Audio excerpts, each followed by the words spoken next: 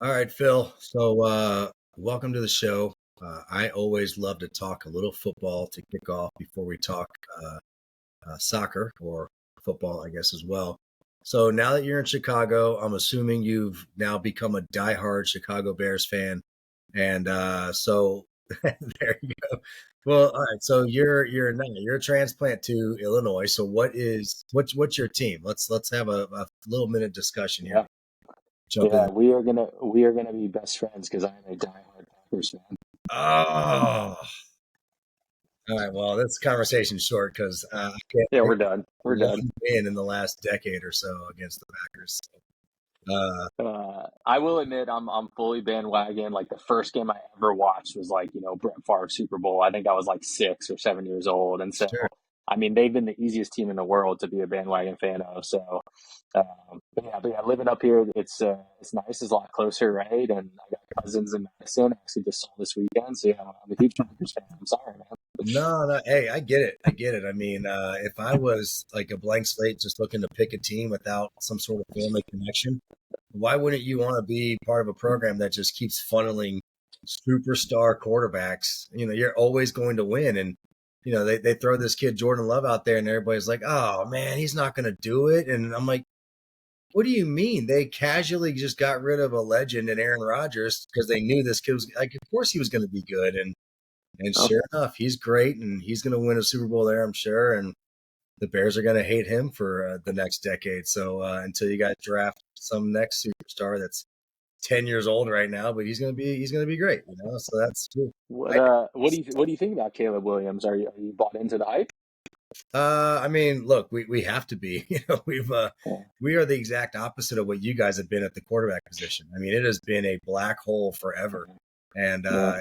we're the worst quarterback play in the history of the league. And so, this kid's got the most talent we've ever seen. So we have to be bought in. Chicago Bears fans aren't exactly patient, so Mm. I'm hoping that he has a few wins early, and Yeah. of course, playing you guys with Green Bay, that's a deciding factor. We could be 10-0 and you guys beat us. They're going to be like, we got to get rid of everybody. So we'll see. We'll see if the Bears fans can buy a little bit of time, give him a chance to adjust, and I think he can be pretty good. There's a lot of excitement going on, but who knows? Maybe Yeah. we got to catch up to you guys, and now all of a sudden Detroit's good, and that's not right. So it's a whole new mountain to climb. But Yeah.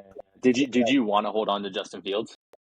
as a fan, yes, he's Okay. so easy to cheer for, and he's fun and Yeah. exciting, and Yeah. but like if you just watch like the stuff, the fourth quarter stuff, the bad throws, the crunch time decision making, and Yeah. you're like, I get it, and so when you have the number one pick in the draft, and this guy that's a generational talent supposedly is around, and you have Yeah. question marks, I get why they made the decision. It was tough. A lot of Bears fans wanted to keep him, and I think Yeah. that it's funny. The deciding factor for me was when we played Green Bay at the end of the year last year, and they were cheering for us to keep Justin Fields, and I'm like, that's not a good sign there. That's not a good sign. So, and we had already picked up the number one pick in the draft at that point. I was like, yeah, he's gone. Yeah. He's got to be gone at this point. So, Yeah. I just wish you guys. Well, I guess I don't wish it, but you should have gotten more than a 6 round pick for him, right? I think that was probably the toughest pill to swallow with it.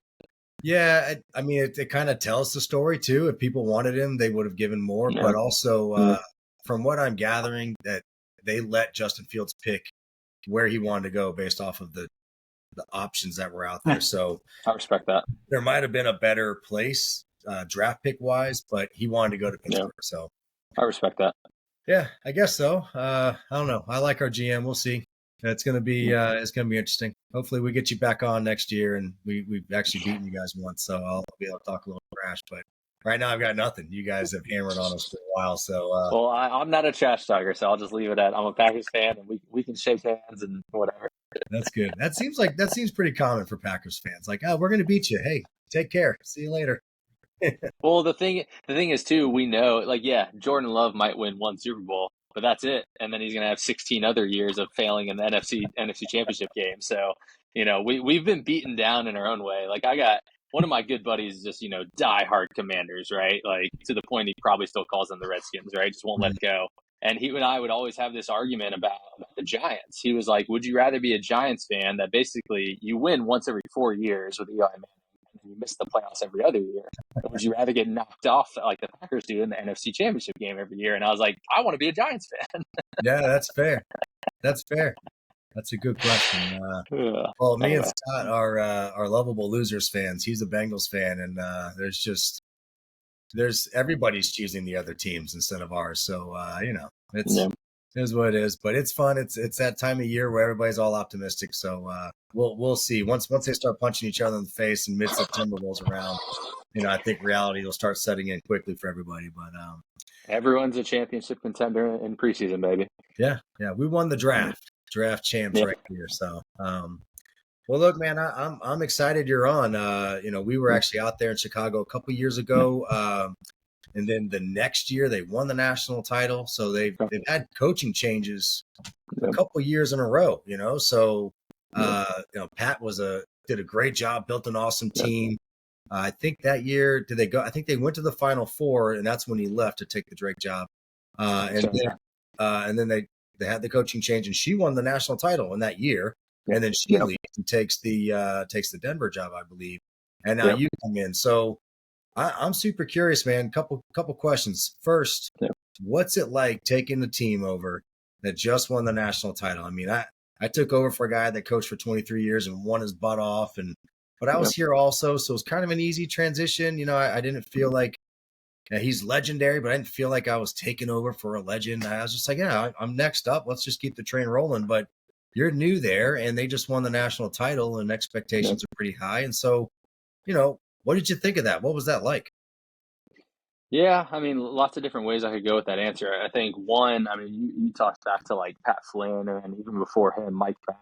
Like the program has over the last like decade has done fantastic, right? I think like I don't know 7 years in a row of like the lowest we finished is Sweet 16. So it's not like they struck lightning in a bottle, and this is a team that all of a sudden out of nowhere kind of won a national championship. I would argue they were like building towards it. So I think in that sense that almost like takes a little bit of pressure off, because it's not like there was like unrealistic expectations, within me getting the job. I think there was, hey, this is the standard we've been at, and this is the standard we expect you to keep it at, right? So I think that arguably helps that the expectations were probably somewhat realistic. And then probably the coaching changes themselves helped as well, right? Because to your point, it's not like Sitch had been here for 20 years, won a couple of them, had a, whatever.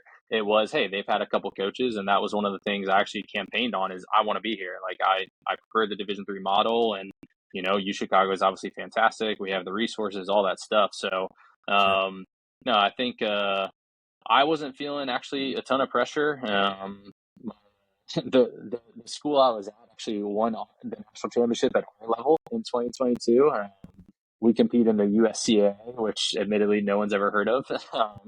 But yeah, they had about like 90 schools, across the country that competed in it. So obviously a different, much smaller beast than 400 Division III programs. But yeah, like I was definitely coming off of, being confident winning that. So, I very much, I don't want to make it seem like I came in here and just expected to win a national championship. Obviously that didn't happen, and that wasn't even exactly my goal. I just wanted to, keep the standards high, and you guys know winning is a byproduct. So long way of saying, actually, surprisingly, wasn't feeling that much pressure. Well, that's got to be the absolute best way to take over a program like that. I mean, if you go in there with that pressure on yourself, I mean, who can go into a season thinking, well, I got to also win the national title? I mean, it's just got to be so difficult. You also got thrown another curveball. You lost some horses a year ago. You graduated some of the best players I've seen in 10 years. And so how many starters did you return from that national championship team? Yeah, so the two center backs that were all Americans, and then the holding mid.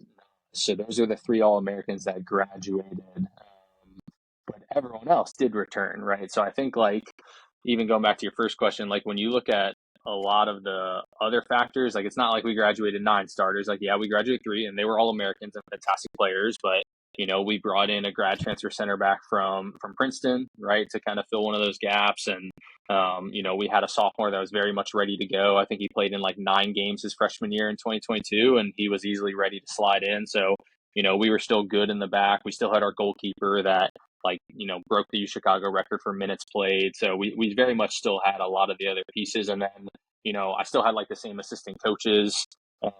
My AD was like incredibly supportive and didn't put any of that extra pressure on me. So yeah, I think we were still set up in a really, really spot where, again, it's not like they won the national championship and now we were going to fall off a cliff. So, Sure. so yeah, but no, you're right. I mean, those three that graduated were very much the spine of the defense, right? So, like I just said, we kind of had to get some creative with some new pieces there. But, even looking forward to this year, I think same situation. We're in, I think we're returning 9 of 11 guys that frequently started. So, feeling super good about this upcoming year too. Yeah, no, that's such an excellent way to go about it. Good advice for young coaches that are taking over, and maybe not for a national champion, but for a program that's doing really well, and you're jumping in Yeah. there. It's like, hey, you got hired for a reason, and Yeah. it's your turn. Just step up, do the job, and get the respect from the kids early, and get them going. And so when did you get hired? When did Julianne leave?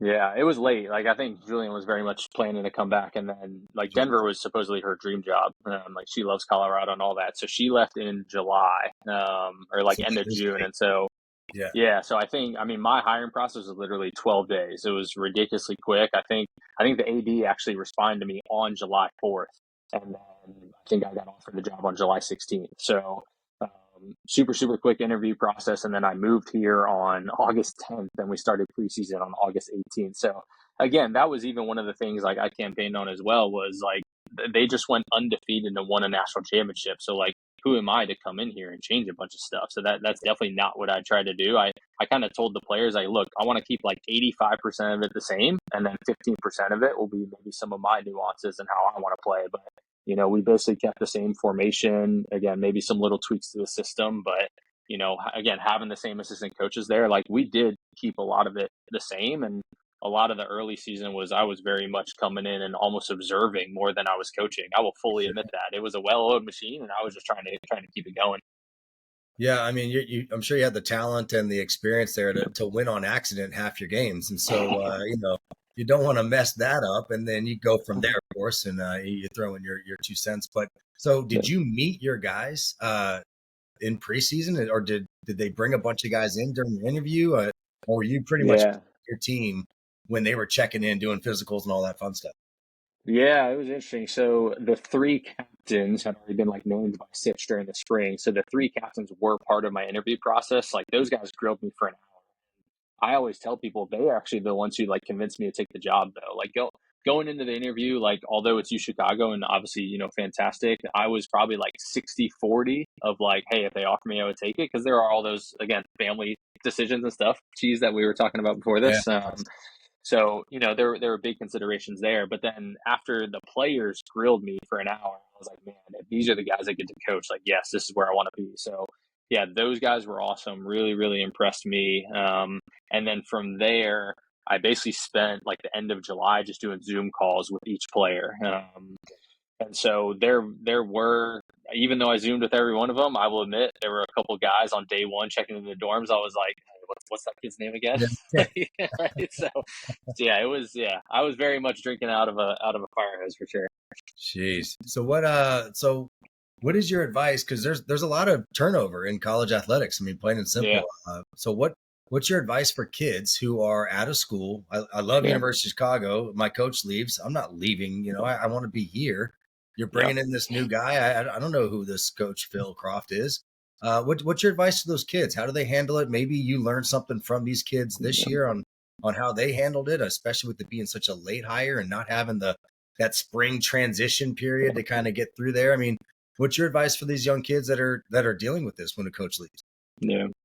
Yeah, it's really tricky. Like, I think your ideal situation, and we've probably preached this to kids, is like, hopefully you feel so good about the school that you're going to that, yeah, the soccer program is also almost just like an added bonus, right? But the reality for most kids is that a lot of kids are choosing a school based on soccer. And, that's an emotional decision and they're young and, we all want to win and all those things. So I'm not saying it's wrong. Like, I was the same way. Like I went to the one Division 1 school that offered me, a chance to be part of a Division 1 program. Right. So, again, I think the ideal situation is, man, you love the school, right? So Chicago's great academics, you're going to be set up for life. Great. And I also get to play soccer at a really high level. Right. So, but yeah, for the average kid, like that would kind of be my advice. Like if you know for a fact that you would not like that school without soccer, then even if you play soccer and start and play 90 minutes all 4 years, you're setting yourself up to be unhappy in different aspects of your life for those 4 years, right? So, like, to be honest, my older brother went through that, and I won't name the school because there's no reason to like bash on them. He went to a school that was middle of nowhere and he hated it. And he played in the NCAA tournament game. And after his sophomore year, he transferred. He was like, I can't, they hung out at Walmart 20 minutes away on Friday nights. And he was just like, what, this isn't a college experience. Right. So, um, like, again, like you said, Cheese, right? There's all those situations where coach leaves, you tear your ACL, the program gets cut. Like, who knows what could happen? So, yeah, your ideal situation is you really like the school, and then soccer's an added bonus.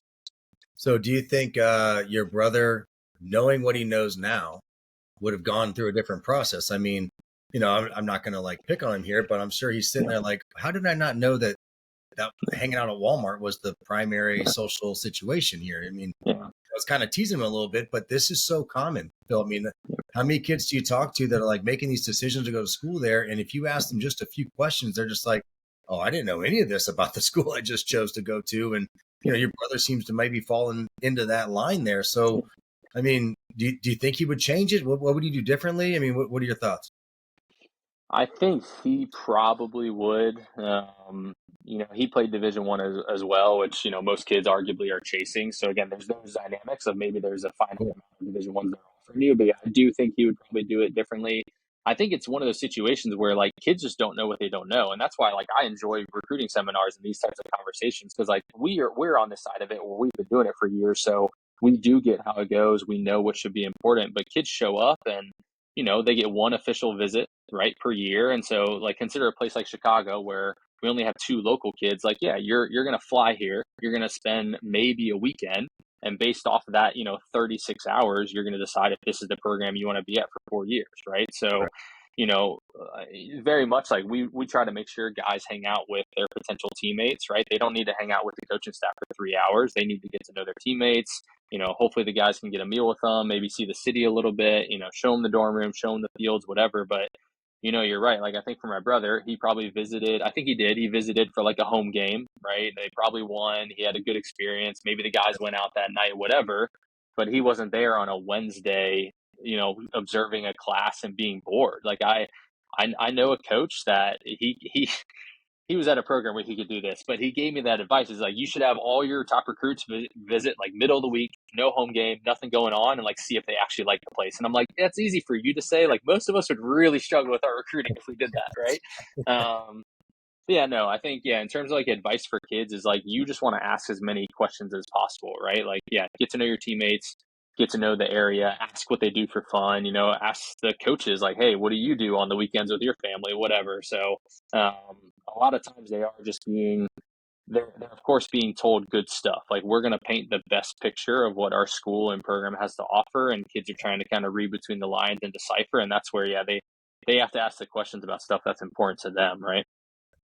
Yeah, absolutely. I mean, look, I hate saying this, but we are salesmen. We're trying to sell our school. We want you to come, and all schools have all these, great things and things that they might want to, gloss over a little bit. And I mean, I'm sure every school's got some stuff like, I don't like that, but I'm definitely not leading with any of that. And so, that's what this podcast is for. We want people Yep. to get that education so that when they walk in, they sit in your office, they can ask those questions and, put the coaches on the spot. It's good for us. I mean, it's fine. I know I'm very honest with the kids. And so if they're going to ask us something, I'm going to tell them what's going on. And I'm still here. So even the bad is not enough to get me out of here. So, it's enough just to have a conversation. This is how we deal with it or whatever. So, yeah, Yeah. there's a lot to be taken from that. And, I think that your brother, his words about this would be good. It'd be good to hear. Yeah.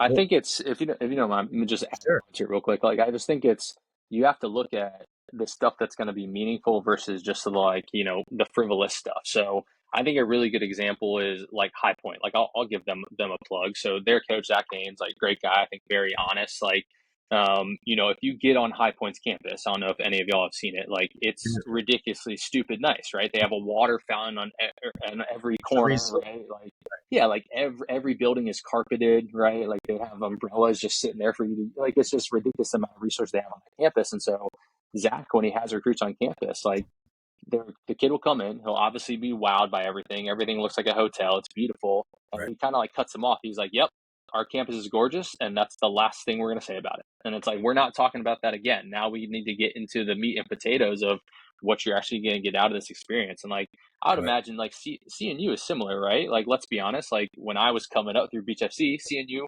isn't what it is today. Like now Right. your facilities are gorgeous, and they've poured millions into athletics, and that's obviously necessary for the recruiting process, and that is awesome for their student athlete experience. But CNU still has to offer good programs, right? And good people So, and good coaches and good alumni and, all the stuff that actually matters. So anyway, that's my rant. no, you're right. I mean, the tour and pointing out all the pretty stuff, that's great. That's part of it, Yep. of course, and we're going to all do that. But you know, we're usually dealing with really good kids, high academic kids, smart kids that are understanding that this is an investment. This is a 4-year investment that I need to make, and I need to make sure it's a good one. And so you have to have those other answers. You have to have the other solutions there. So I'm glad you brought that up because this it's kind of a two-part question there. So you showing up when you did in August, and I think you Mm-hmm. have a pretty early timeline with your recruiting, much Yeah. earlier than all of us. So Yeah. what first of all, what was that like, and then maybe also explain what your timeline's like with admissions, and you have deadlines that a lot of people don't deal with, and stuff that maybe the general public wouldn't understand. Yeah, yeah. I did figure that was going to be a challenge. Like, fortunately, I love the recruiting side. There's probably not a day that my staff doesn't talk about it, even in season. It's just, it's kind of always going, it's continuous. So that was very much one of the things right away. It was like, yeah, where are we at? How many kids have we already committed? All that stuff. So yeah, for our timeline, for all the high academics, so us, Ivy, Patriot League, NESCAC, whatever, like Sure. we're all going to be looking up to finish our classes before the ED1 deadline, right? So basically before November 1st. So a lot of times U Chicago does have their class done by like a September timeframe, and that's obviously, like you said, that's super early compared to a lot of schools. Just the reality of it. But yeah, so when I came in August, we had 2 kids that were committed to that point. And then from there, it was, yeah, assistant coaches, show me other kids you're talking to. I'll bring in, kids I know. Like we did end up signing 2 kids from North Carolina that, I was already kind of aware of and stuff. So, as it's all about the connections and reaching out to people. And U Chicago, fortunately, does a lot of the recruiting itself, right? Like kids are reaching out and we're their top choice without them even having a conversation with me sometimes, right? So, um, you know, it probably should have been a much bigger challenge than it ended up being, if I'm being completely honest, because we still were able to hit that time frame where, like, I think our last kid in the class committed like October 14th or something like that, and Okay. almost every other kid was in like September. So yeah, it gave me about like a month to have conversations, plan visits, catch up with kids the assistant coaches were already talking to. But yeah, we were able to put it together really, really quickly, which was very fortunate. Yeah, and that's and just to kind of compare to what most of the rest of the country, and I'm not even talking about Division 3, even Division 1, Yeah, that is I mean, we went to Greer down in South Carolina yeah, in yeah, December, and most of us, Division 1, Division 3, most of us weren't done. The academics were, and the tippy top of Division 1 probably was. But I was sitting next to a lot of Division 1 programs, and they were still recruiting kids in that class, yeah, and that is super common. Historically, we're usually wrapping up around the holidays, but this year everything was very pushed back. It seemed like the COVID craziness was winding down, and all the rosters were starting to settle, and just there was a lot of just question marks. It seemed like, and then the big one, and I'd like to pick your brain on this one, the financial implications for. I yep, mean, what a nightmare that was. So, yep, with you committing these kids, I yep. mean, what was it, 6, 7 months before the government figured that some of these things out? Yeah. So, what was that like? Did it really hit you guys that much, or did you guys have a pretty good program in place that helped out, and kind of go from Yeah. there? Yeah, I mean, we're very fortunate that our financial need-based aid is awesome. So, like, we do have a couple kids that don't pay a dime for a U Chicago education, right? And they might be first-gen kids and things like that. But the vast majority of our kids are full pay, and their parents have done really well. And so, obviously, we're very fortunate to have that. Where, yeah, I'm trying to think back to our 2024 class. Like, I don't know, there might have been like one kid that their parents really asked about the finances, and the rest were just like, "Great, our kid's got an opportunity at Chicago, no problem, boom, done, we're signed." So yeah, I think we just got really fortunate with that. Normally, that very much is a conversation, and hey, let's get some numbers back from financial aid and do some phone calls, and we have the net price calculator online that most schools have nowadays, where if you're honest about your tax information, then the numbers will be accurate back to you. Um, but yeah, so no, we got super fortunate because you're right. Like even the school I was coming from, Johnson and Wales, like yeah, the coach that took over. I mean, he was my assistant, right? So we were still doing phone calls and stuff, and he was like, "Man, I can't get anyone to commit before January because we're all waiting on FAFSA." And then it got pushed back again. So yeah, that was really really tough. I just think U Chicago being where it is financially, I think a lot of parents know it's going to cost a lot. So a lot of times those are the kids that are maybe kind of already reaching out to us first that are on our radar. Sure. I mean, if you know what you're getting yourself into academically at University of Chicago, then I'm sure you understand the financial implications there. And Yeah. they may not be reaching out unless they know that they may fit into a program that you just talked about, how you had a first gen kid or different kids that fit into certain programs that allow you to go there for free. But Yep. I'm sure most of the people that are like, all right, look, we've been saving for this. This is where we're at. Yep. If this is what works out, then so be it. We know what the sticker price is, and we're prepared for it. So Yeah. It is so interesting though, and just like general advice for kids, like you really never know what a school is able to offer, right? Like we mhm. all do our financial packages differently. So, I think I'll hear it when I hear from like international agents, right? They're like, "Oh, like, Division 3, you guys don't have athletic scholarships, so that's not going to work for our kid." And I'm like, "Well, actually, our financial need based aid, we've had some internationals, including the All American that graduated in 2022 that came here for Yeah. free." So, there was a kid at my last program that he did end up signing, and he was valedictorian for his school. And at that school, the most amount of money he got for his academics, it was about like a half ride. And his mom like could not get over the fact that like my son is a valedictorian, and we're still going to pay like 20K for him to go to school. Like, how is he not getting a full ride somewhere to also then play soccer at the Division 3 level? And but that was just that school, right? Like, Right. Right. other places do right, yeah, different academic money and stuff like that. So the only reason I tell that story is like, for any kids that are listening to this, like I wouldn't say write a school off until you know for sure, right? Like you can make a call to financial resources. You can at least ask the coach.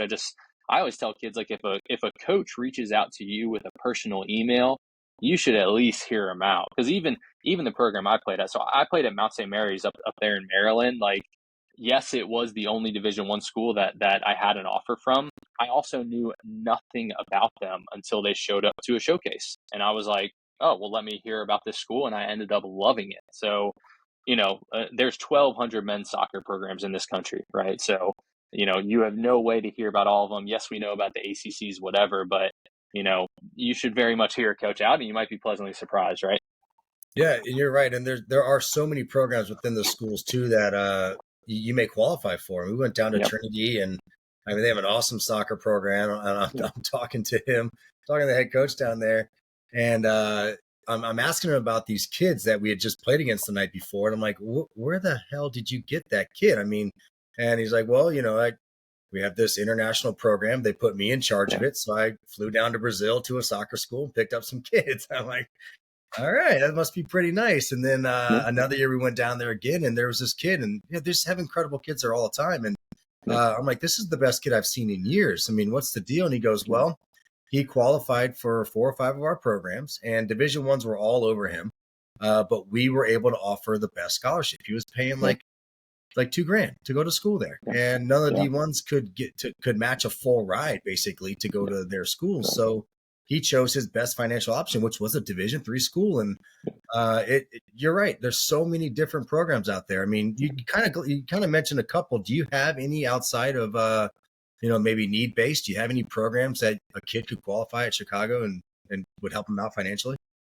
So need-based aid really, really is it. Like every now and then a kid will ask like, hey, is there academic money? But because it's U Chicago and every kid getting in as a 4.0, like there right. really isn't, right? Like I kind of joke, like unless you have a 1600 SAT and have already like sent a rocket to space, you're not going to get any academic money from us, right? So, but again, most schools do have some sort of academic money, and yeah, there's so many stories I could tell. I got a good buddy who coaches at Division II that the most amount of aid goes to their graduate students. So he's like, I run it like a JUCO. I just bring in 2 graduate students every 2 years, and that's it. Well, yeah, why not? Yeah, yeah, Nice. Well, yeah, so now that you've been there and you had a spring season, finally you're able to do that and go through that route and enjoying the summer, and you're deep into your recruiting class right now. What kind of run us through that? How's recruiting going? Have you been jumping into the ID camp system? We just had a big podcast yesterday. We talked about ID camps. I know nice. that there's was it Soccer Masters or something like Yep. that, which are high academic. Uh, I'm assuming you guys have been or could go or get invited at least. And so, what does that look like for you guys, and how important are ID camps for you guys? Yeah, ID camps. So we've been very fortunate. I think we're going on 4 years in a row of signing a kid that has come to our ID camps, and obviously that's over multiple coaches, right? So this is my first summer of camp. So we historically have only held them over the summer, and we kind of treat them almost like last evaluation opportunity for kids, right? So they're very much are those kids that I'm inviting to come to camp because I really do need to see them like one more time. Right? This is our only opportunity to see them in person, right? Maybe they're not an MLS Next or an ECNL kid, and we can't fly to every single showcase at every level. So, hey, I need you to come to camp to give you an evaluation, right? So, yeah, our ID camps are very important. Again, that's going to be very hit or miss per school, right? Even so, like I'll give like the good and the bad, right? So like we had a freshman wingback that started for us this past year that apparently was not on the coaching staff's radar until he showed up to June camp the year before, right? Ended up starting for us as a freshman. So there's those stories. That's fantastic. The reality is, yes, we signed a kid from our camp. We also have like 200 kids that come to camp over the summer, right? So 1 out of 200 kids. So yes, we recruit from our camps, but that's the reality is all of our recruiting classes are small. So yeah, we're not going to take 20 kids from every camp, right? And that's obvious once you actually think about Sure. the numbers. But yeah, long story short, we very much do use our ID camps. We don't go to too many other ones. I know our women's coach goes to Soccer Masters because it is high academic, like you said. I am going to go to Notre Dame's ID camp this year. Another high academic institution, so that should help. But I know, yeah, a lot of these high academic D3s, like they'll go to Stanford's camp. They'll go to whoever to try to help increase their chance of getting kids for sure. Yeah, I mean, realistically, if they're writing you, they're also Yep. writing 20 other Yep. schools that are just Yep. like you, the Johns Yep. Hopkins, NESCAC Yep. schools, Division I Yep. schools that fit your criteria. And so, yeah, and there's a lot of them, and you have to recruit the entire country. And so, Yep. uh, I'm a Virginia State school. Yep. It's cheaper for Virginia kids to come here. We're Yep. popular for Virginia kids. So that's kind of my niche. You are recruiting the entire country and maybe then some. Yep. So how do you battle that? I mean, what does that look like for you? And I'm sure you had some experience anyways at Johnson and Wales. You may have done that a bunch. So, Yep. what does that look like? Kind of what's your niche, and when you're planning out your recruiting, this is how I attack Yep. it. Yeah, I mean, I always say that like I don't think recruiting is easy anywhere. Like I think every single place has their woes, and I kind Mhm. of learned that early on. I think like my first year at Catholic, I was going down and working UNC and NC State camps, and I'm talking to those coaches. I'm like, oh, you're UNC, you probably get any kid you want, right? And he just looks at me, he's like, no, because the kids also want Clemson, Wake Mhm. Forest, and and they're like, we have to battle with all these guys, right? Right. So every place very much does have their niche. I mean, for us, it's obvious, but it is the high academic, right? So as soon as a kid reaches out, we do have to look at that and see, like, yeah, number of APs. Is this going to be a test optional kid?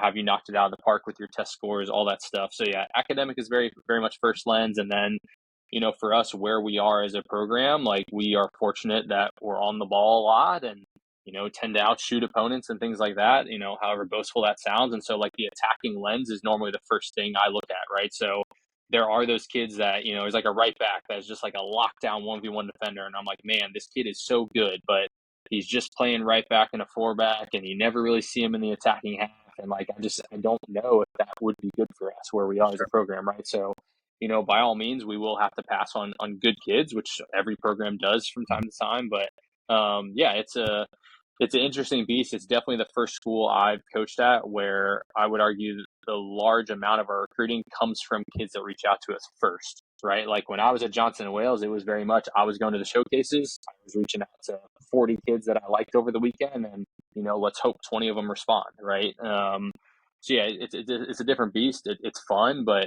the recruiting piece I think is so fun at every school because again, yeah, you find your niche, and I think kids all over the country are open to a lot, right? Like you might have a kid that's like, hey, I really want to do stay in state, right? Maybe it's a Virginia kid, or I want to stay close to my family for whatever reason. That's great. But, there's also a lot of kids that are like, hey, I want to get out of this area. Like Florida, I've always joked about. It seems like every kid wants to get out of Florida. Mhm. Like, I don't know, the state's just so long. Their entire league is just Florida teams, right? Like I've always had success recruiting from Florida everywhere I've been. They're just like, Right. yeah, tell me about the rest of the country, right? So, I do think there are definitely some coaches with defeatist mentalities that think like, oh, I'm not even going to go for that kid from California because it's so far away. That kid might have an aunt and uncle that lives in your city and you don't even know it, right? So Sure. I think it's worth like, yeah, any kid you think that's good, might as well try to go after him, right? Well, what's the worst case scenario? Is they Yeah, they don't answer? I mean, yeah, that's one of the things that I've tried to tell kids because I try to be as honest as I can through the recruiting process. We recruit a lot of kids, and it's I'm gonna make my decisions, and I'm gonna be honest with you. And it seems like kids are afraid to tell me when they've chosen a different school or they're not interested. It's like, please tell me so I can stop yeah, calling you, and I'll call this other kid that I also really like, and I'll put more focus on him. And so just be honest with us back. I mean, that's good advice there for sure. Um, Sticking into the recruiting, uh, we're going into a new year here with this pairwise thing, this yeah, kind of transition here, um, and we've kind of figured out what we're dealing with. I say kind of reluctantly here because I feel like we're not going to truly know for 2 years. For till the end of this year, I guess would be the best. But I mean, are you already making your 2025 schedule? I'm assuming. Maybe you've already our, received your UAA. our 2025 schedule is done. Yeah, There you which go. again, just yeah, it's you Chicago. It's not me. So um, Sure.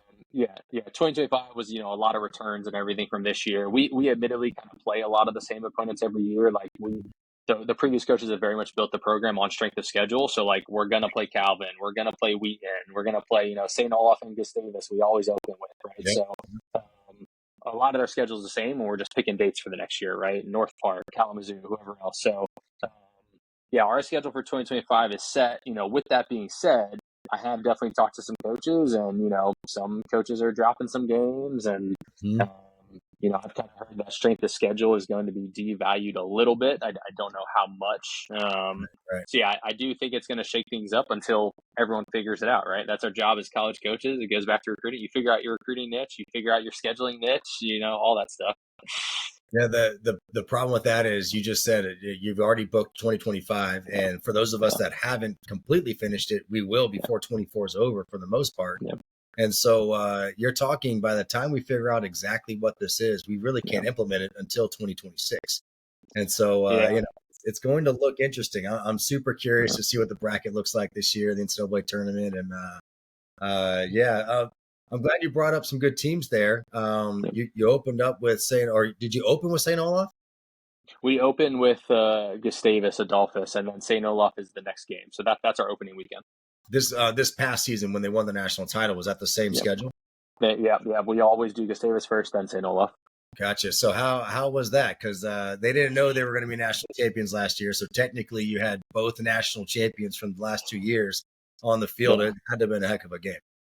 yeah, it was. So yeah, it was second game of the year. So we tied Gustavus, like played really, really well, and then went into St. Olaf 2 days later. That was actually, I don't know. I think you guys probably got hit by it too. There was like the big heat wave that came through, right? Uh-huh. Yeah, so I had to play early, whatever. Or shoot, I did flip it up. You're right. St. Olaf we did start with this year. You're right. I'm sorry. You know my schedule better than I do. Yeah, so St. I Olaf should we have opened with glanced at it right yeah, beforehand. you're right. St. Olaf we opened with Gustavus. We had to play at 9 a.m. on the Sunday to beat the Heat. But Uh, anyway, yeah. yeah. So no, so St. Olaf was yeah. I mean, for me, new coach, right? We went through preseason, and we actually only ended up playing one preseason game because of the Heat. We had to cancel another one. So yeah, going into it. And yeah, it was a very back and forth game. Like the game probably could have ended like 6-5, and we won 4-2, and there was a stretch in there in the second half for probably like 15 minutes where we were just under it, and they probably could have scored three more goals. So yeah, it was very back and forth. Like we scored a goal in like the 89th minute to really kind of seal the deal at 4-2. But yeah, both teams just had like a ton of attacking power. And I've said this like publicly multiple times. Like I give all the credit in the world to Justin, their head coach, because he's a first year head coach there. Like yes, he'd been their assistant for a couple of years, but first year head coach. He's a young guy, right?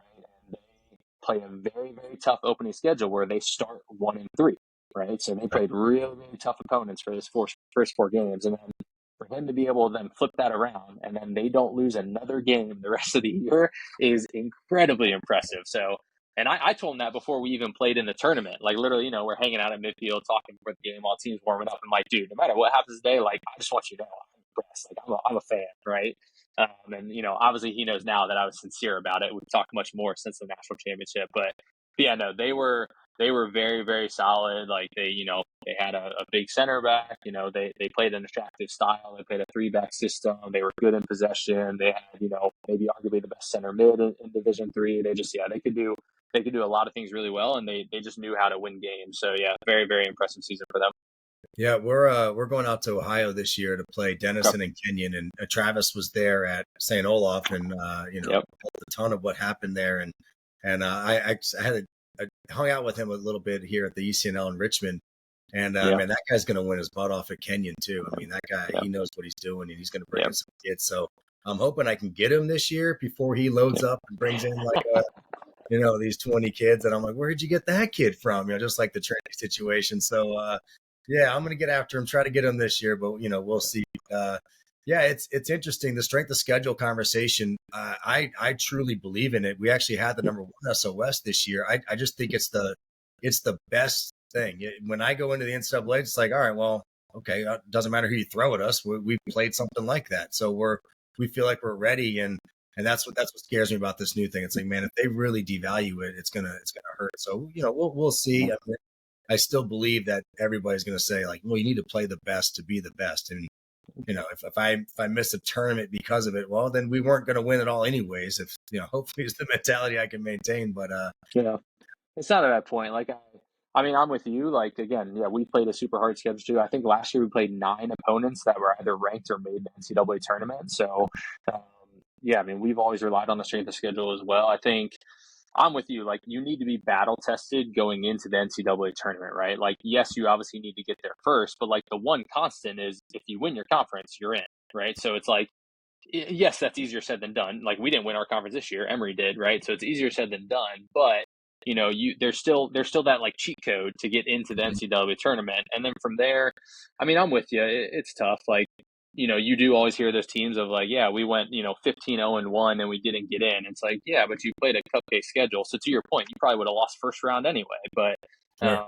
I don't know. Yeah, we obviously hope that the right teams still get in, and you could argue it'll be less subjective now. So maybe that there's something to it there with human bias, but yeah, hopefully it only devalues it a little bit, right? Because I fear for the schools that aren't in popular areas, right? So like I won't name any of them, but if you're in this middle of nowhere place and all of a sudden Mhm. people have to fly to play you or take a 4-hour bus ride, and like who's going to want to come play you if you are a top ranked team, right? So we'll see. Hopefully it'll be all right. Yeah, well, that's got to be the big concern across the board. I mean, like, look at the schools out west and the battles that they've been dealing with in Yeah, that region. We were just out in Colorado this past year, and I was talking to their coaching staff. They're the only. I didn't realize this. They're the only team in that time zone in Division Three. The entire time zone of the country, they're the only school that plays soccer, that it's plays men's crazy. soccer. And It's their crazy. women's team is Division One. So I don't even know if there's a women's program that's in that time zone at all. And so Yeah. I mean, talk about the challenges that they have to deal with. And it's good school. They went to Elite Eight this year, and they have a good program. But yeah, just different beasts. So, well, talking schedule here, you're saying you're playing a lot of repeat opponents. You play an Yep. awesome. I mean, the UAA is incredible. I Yep. mean, your quote unquote worst teams, the teams at the bottom of your schedule, they can beat anybody in the league. It's nothing but good schools. It's a cool conference. I got to be honest with you. When we've had some conference difficulties, they Yeah. were asking questions like, "Can we call the UAA?" I'd love to be a part of that. I mean, that seems like a neat adventure. So, talk about the UAA, and I mean, you have to discuss that in recruiting, I'm sure, because kids, they're going to miss classes. They're going to be gone a lot. You're going to be on some flights. So, talk about the UAA scheduling in general, but really tie it in with the recruiting side of that.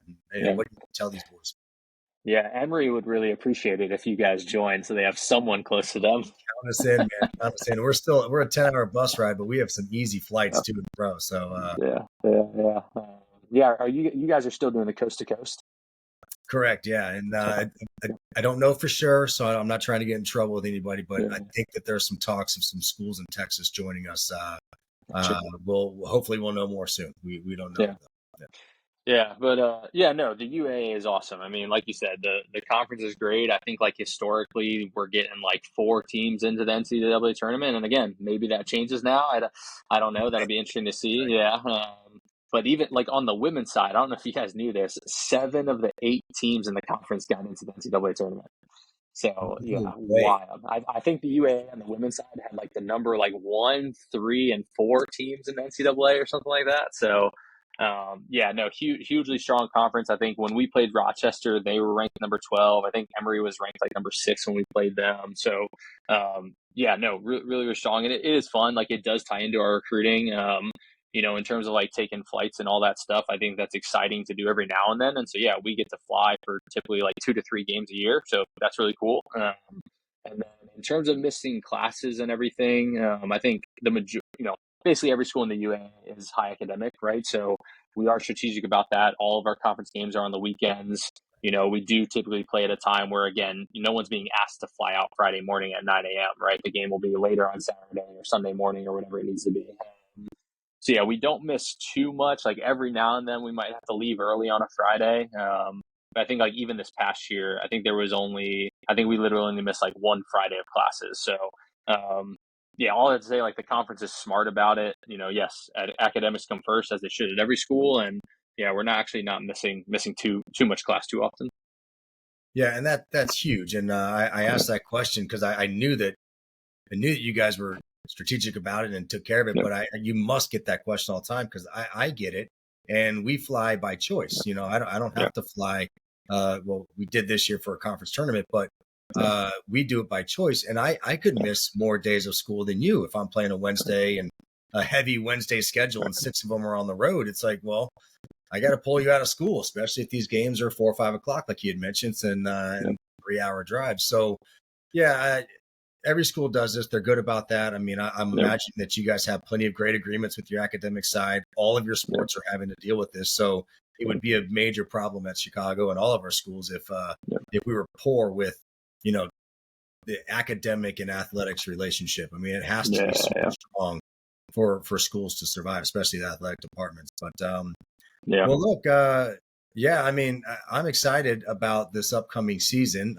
You're bringing in a bunch of players, or you're bringing back a bunch of players. I mean, you have another tough schedule, so kind of give me an outlook. Give me what you're thinking, and what are we going to see each other in the 16s? I got to get there though, so maybe we'll come to you, or you owe us. Actually, we were out there 3 years ago, so it's time for us to host that beast you guys have, and I'd love to have that. So, what do yeah. you?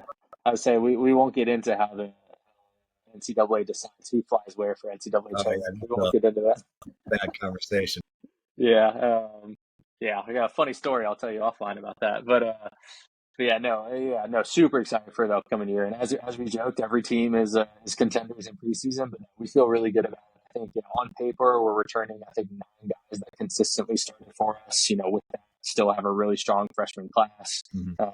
Where we can have 2 to 3 of them start. We also had a really strong spring with some guys where we might not even have to start any freshmen, right? So no, we feel super good about it. Feel good about the strength of schedule. Obviously, this is year 2 for me, so there's things like building the system and my familiarity with opponents and how things go and all that. So yeah, I think no reason to not be excited. We do have a couple, grad guys, 50-year guys with experience and all that. So yeah, no, super excited about what year 2 is going to be like. I mean, yeah, can't think of anything negative to say about it. I personally hate the summer times. It's like the one time we don't get to coach. So I Right. can't wait for August to get here. Yeah, I was joking with my wife. We start our camps, youth camp next week, and then we have another one like 2 weeks after that.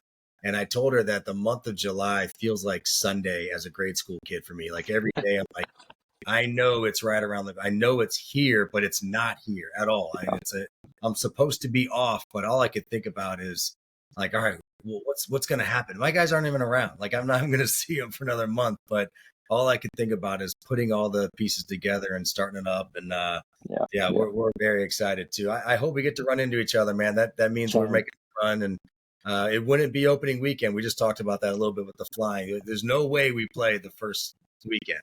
So we could pretty much guarantee that. So if we're playing each other, that means we're in the final 16s or Love four that.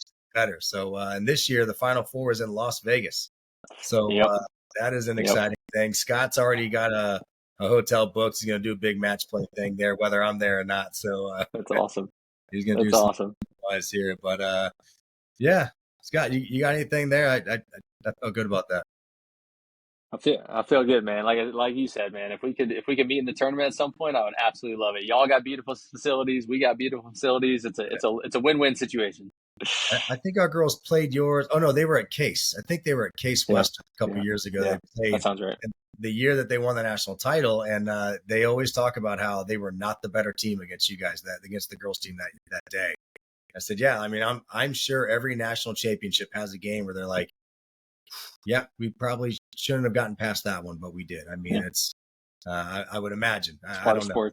I haven't won one yet, but when I do, I'll give that team credit when we should have lost to them. So. Awesome. Yeah, man. Scott, you got anything for us? So right now there's just a blank when you talk.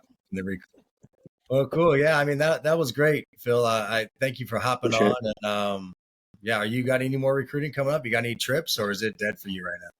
I think my assistant's going to go to Surf Cup. I think that's the last one we'll get to kind of consider 2025 recruits. So yeah, I think I'm home now, and we got 2 more ID camps. But yeah, summer is just full planning mode at this point. Any chance you come out to Richmond for the ECNL? Was it Final 8, whatever they are? I don't think so. I was there for the Richmond showcase, but I don't think I'll be able to make it out there. I'm assuming you guys are going. Yeah, I mean we'll definitely go. Yeah, it's easy. So I wasn't able to go to San Diego. I'll probably do that next year though. That was great. But yeah, well, great, man. Well, thanks a lot. Yeah. Thanks for hopping on, and yeah, good luck this year. Not too much good luck, so but at least good luck until we see each other. We'll shake hands. Yeah, I love that. Yeah, man. Good luck to you as well. I appreciate it. All right, buddy. Thank you. Take care. Thanks. See ya. Let's say, just stop the recording. We'll keep chatting.